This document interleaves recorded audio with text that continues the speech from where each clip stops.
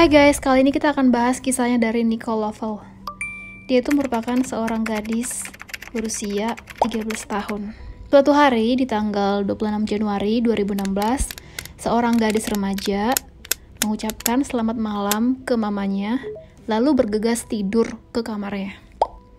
Nama gadis itu adalah Nicole Lovell, berusia 13 tahun. Dia masih SMP, tinggal bersama ibunya di apartemen Lantern Ridge, tepatnya itu di Virginia, Blacksburg. Ternyata, mamanya tidak mengetahui bahwa putrinya itu sedang merencanakan sesuatu di kamarnya. Karena biasanya mamanya selalu mengajak putrinya tidur bersama dengan mengetuk pintu kamarnya. Hai sayang, yuk tidur bareng.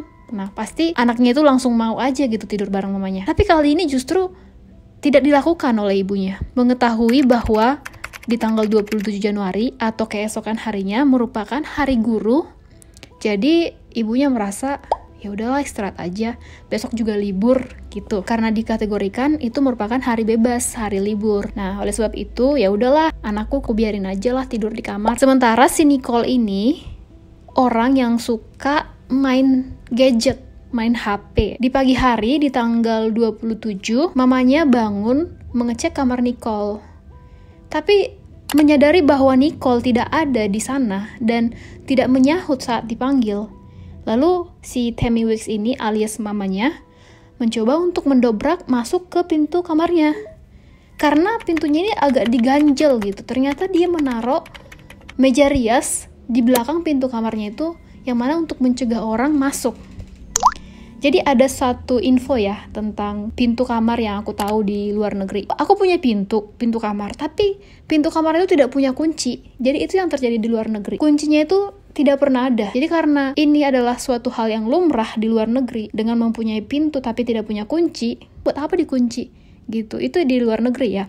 Jadi dulu aku tuh merasa memang agak insecure ya, karena masa sih aku nggak punya privacy, aku nanti kalau ngapa-ngapain di kamar misalnya ganti baju, masa pintunya nggak bisa dikunci gitu. Tapi ya itulah yang terjadi di sana faktanya gitu. Terus si Nicole kan mencoba menutup kamarnya itu dengan dihalangi atau diganjal sama meja rias tersebut. Karena itu mamanya ini mendobrak dan masuk ke kamar itu, menemukan bahwa putrinya nggak ada di kamar itu. Loh, kemana gitu kan? Terus dilihat jendela kamar itu sudah dalam keadaan terbuka.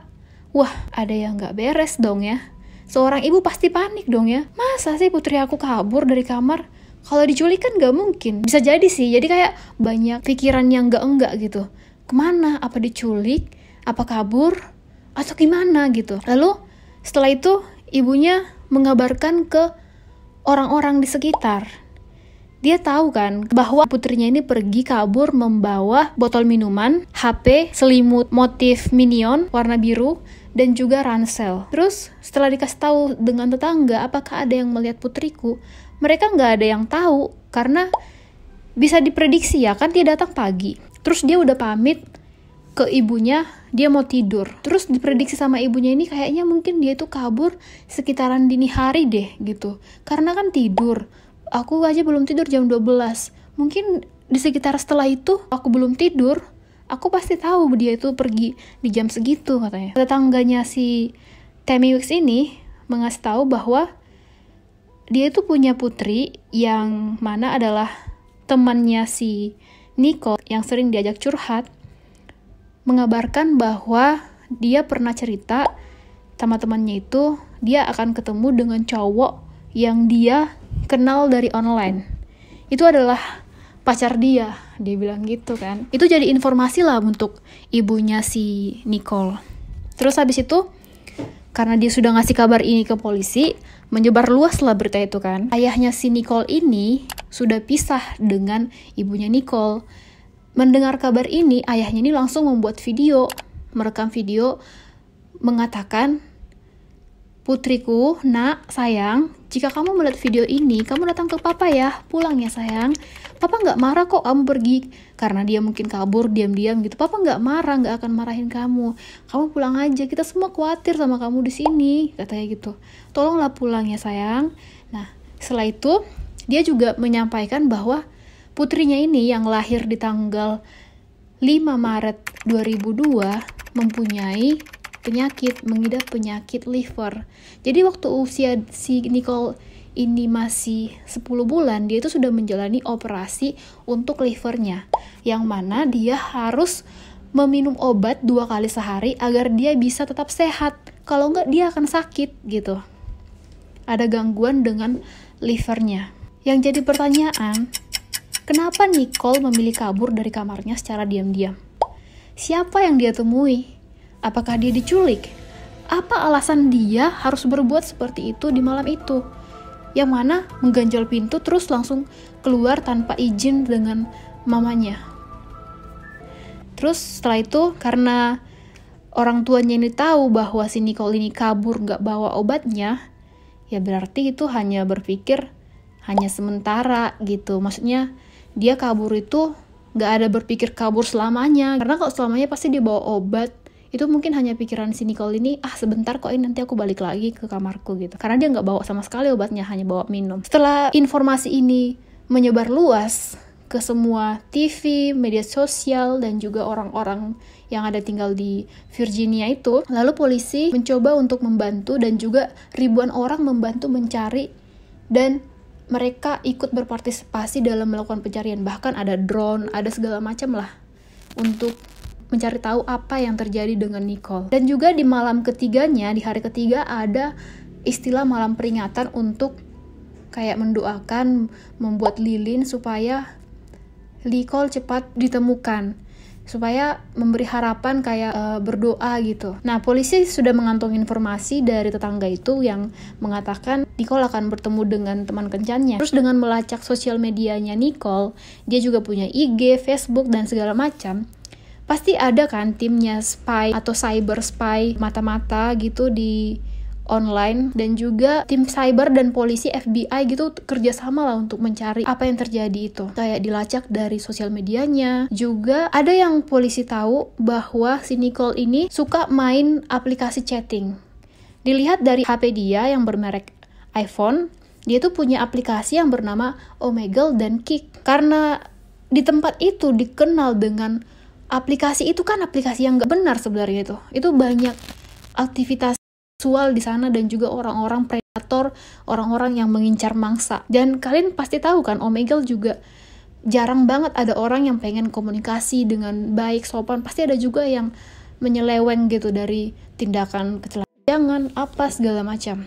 Dan Kik juga dikenal sebagai aplikasi yang banyak banget predator di sana, yang mengincar orang di bawah umur, yang pokoknya incaran mereka itu untuk melakukan tindakan yang melawan hukum, kriminal. Lalu ibunya si Nicole juga memberitahu polisi bahwa dia sempat memberitahu putrinya agar menghapus Kik. Kan itu HP adalah hadiah dari Tammy Wicks kepada Nicole di hari Natal. Ini HP buat kamu. Nah, jadi dia menyadari kalau HP kamu itu dipenuhi dengan aplikasi yang kayak gitu, HP-nya jangan dipakai lagi, hapus sekarang. Nah, dihapus sama si Nicole saat itu.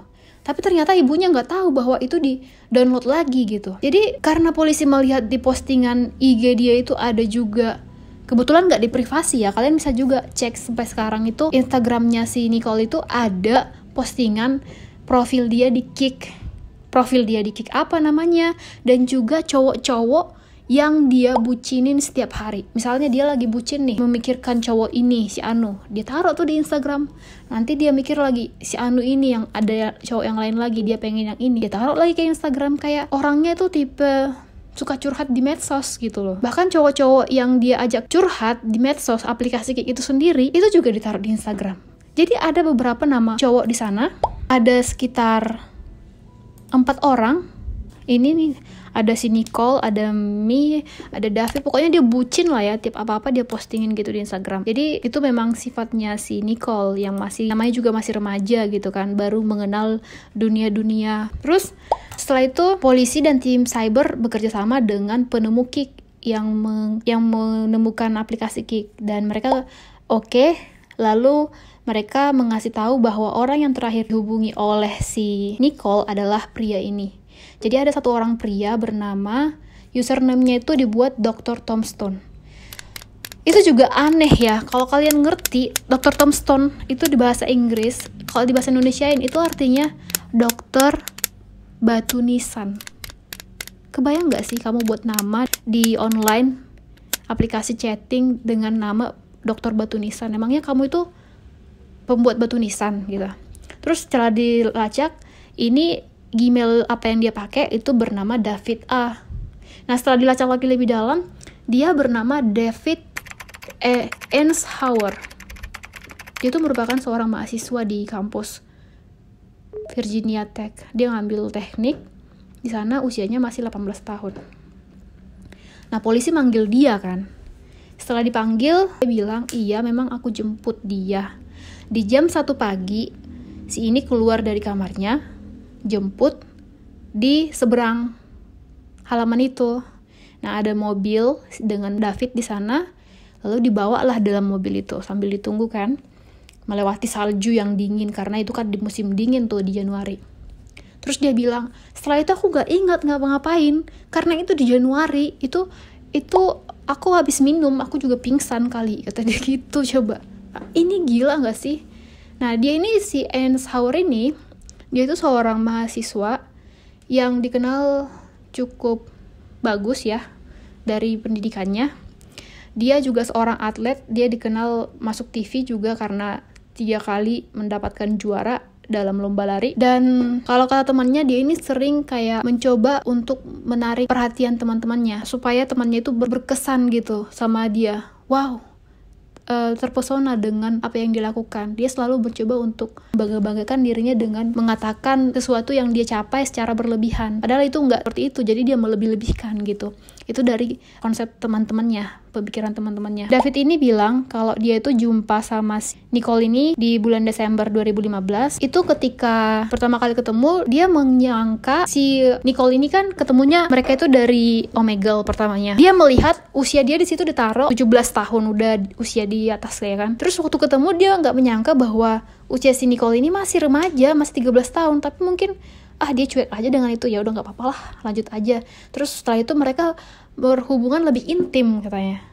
Dari pengakuan dia ya, kayaknya mungkin hubungannya ini lebih intim yang mana memunculkan spekulasi atau pemikiran yang lebih kayak intens yang dia merasa jadi kayak masalah buat dia, jadi bumerang. Karena setelah itu mereka pindah dari Omegle itu ke Kik, aplikasi Kik. Di situ si David ini menyadari bahwa katanya ya, si Nicole ini nggak mau pisah sama dia. Kalau pisah mendingan aku mati aja gitu. Dia nggak mau pokoknya diputusin sama si David. Dia maunya kamu pacarku ya kamu pacarku gitu. Lalu si David ini merasa risih dengan itu dan dia membawa temannya bernama Natalie Keepers. Ini merupakan mahasiswi yang magang. Jadi mereka itu dari satu kota yang sama, dari Maryland tepatnya. Si cewek ini, Natalie, dari Laurel, si cowok itu dari Columbia. Setelah polisi tahu mereka berdua ini teman dekat, dulunya mungkin pernah berhubungan, sekarang hanya jadi teman dekat. Jadi si Natalie Keepers ini diketahui adalah seorang mahasiswi yang magang di NASA saat itu. Keren kan? Dia itu termasuk pintar dong, bisa direkrut sama NASA untuk magang di sana. Jadi lokasi tempat tinggal mereka itu ke kampus itu sekitar 4 jam. Jadi mungkin mereka ini udah teman dekat awalnya. Karena mereka itu sudah bersekongkol untuk menjumpai si Nicole saat itu yang ditemani sama si Natalie, si Nicole kan nggak tahu apa-apa ya. Dia hanya oke, ketemu sama cowok, terus dia menyangka bakalan hanya berdua, tapi ternyata ada Natalie di sana gitu. Nah, ada CCTV juga dicari sama polisi, aktivitas mereka berdua ini kemana aja, yaitu si David sama si Natalie. Ternyata ada tertangkap CCTV di sebuah toko supermarket. Mereka itu membeli sebuah sekop berdua. Buat apa coba? Emangnya mau menggali buat nanam pohon gitu kan. Jadi polisi sadar itu tuh di jam 4 sorean gitu, di tanggal 26 Januari, hari sebelumnya. Nah setelah itu karena mereka tahu terakhir yang dekat dengan si Nicole adalah mereka berdua, lalu dilacaklah keberadaan mereka kemana aja. Dilihatlah HP mereka ada di mana sebelumnya, terus mobilnya itu jalan kemana. Karena masih belum ketemu tuh mayatnya, ataupun si Nicole ada di mana gitu. Ternyata dari pengakuan di temannya itu, Natalie Keeper bilang, aku merasa bersalah, harusnya aku cegah si David melakukan ini, malah aku bantu katanya gitu. Jadi dibantu, katanya si David ini udah gak terima karena hubungan mereka semakin intim. Dia gak mau ada Nicole lagi di hidup dia. Dia mau musnah aja dah. Atau memang karena mereka berdua itu termasuk orang yang psikopat kali ya. Jadi yang saling membantu, saling punya ide yang sama gitu, saling ya udah habisi aja, gak mikir apa dampaknya, gimana, apakah mereka itu melakukan hal yang baik atau tidak. Jadi langsung aja dieksekusi gitu. Waktu itu katanya lehernya si Nicole itu di sekop. Bisa bayangin gak sih kamu lehernya ditaruh sekop, habis itu dibiarin menderita, dan habis itu ditikam pakai pisau berkali-kali. Gila nggak tuh? Habis itu dibawa lah dia itu ke lokasi yang mana 1 jaman lebih bawa mobil di area Surrey, Carolina Utara. Dan polisi masih menemukan sekop itu di dalam mobilnya si David di belakangnya. Gila nggak sih? Emang psikopat gak sih itu? Orangnya diletak, dibuang aja gitu di sekitar area pegunungan ataupun hutan-hutan yang banyak pohon. Dan si David ini diberi hukuman 50 tahun penjara, dan si Natalie dikasih hukuman 40 tahun penjara.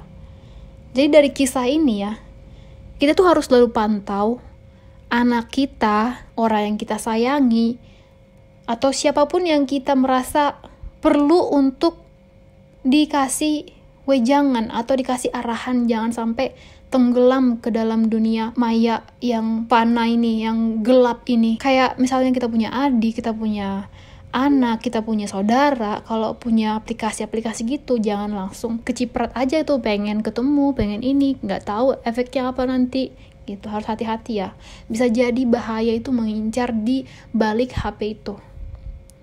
Jadi kan ibunya juga merasa dia ngasih HP malah bawa bencana untuk putrinya. Jadi harus selalu hati-hati ya guys. Turut berduka cita untuk si Nicole dan keluarganya yang merupakan korban di dalam kasus ini.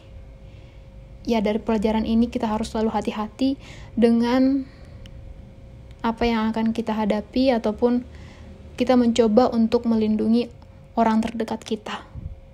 Oke? Karena bahaya ada di mana-mana. Bahaya timbul karena ada kesempatan juga. Oke guys, stay safe, tetaplah jaga diri kamu, jaga privasi kamu, jangan sampai kita menjadi korban juga. Oke? Have a good day. Thank you for watching. Bye-bye.